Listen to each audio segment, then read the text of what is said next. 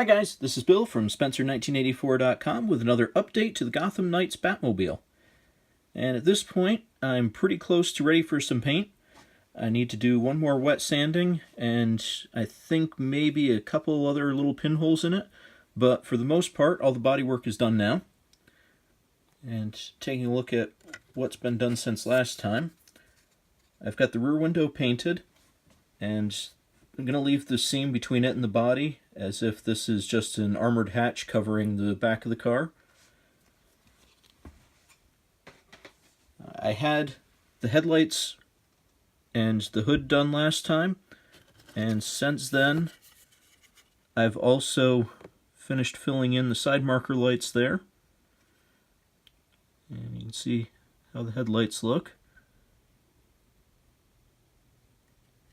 I also opened up the grille, and I removed the horizontal bar, but I didn't bother cutting out the vertical bar because this car is supposed to get a mask, and for that I'm going to be using a plastic spoon, because I think with a little bit of trimming that's actually going to fit on there pretty nicely.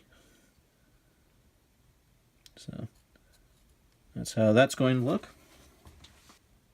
And for the wheels here, these are actually a set of Bondi Bakuseed wheels, as they've got a nice turbine inlet. Not exactly like what was drawn in the comic, but follows the same theory as what was going on in those.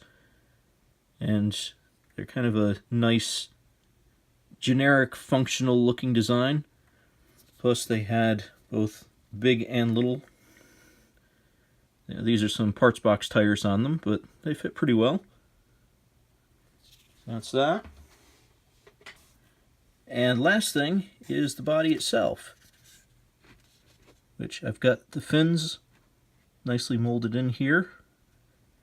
And what I did is I actually cut some notches in the fenders right here, so that the rear fins from the Batmobile from Batman Forever could be dropped in just right about here. And once those were glued in place, I went over the side of the car with Bondo back there.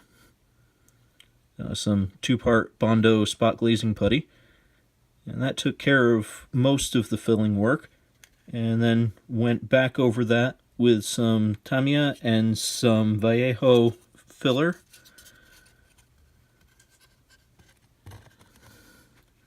And overall, results turned out pretty decent.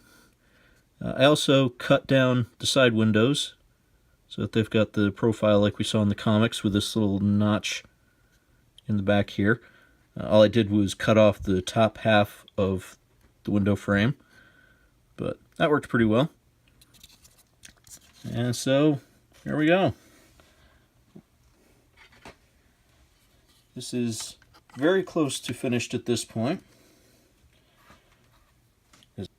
And so over the next few days I'll be completing the rest of those body tasks, getting this in paint, and getting the final assembly done, which should be ready for next week's update. So you can check back then, and thanks for watching.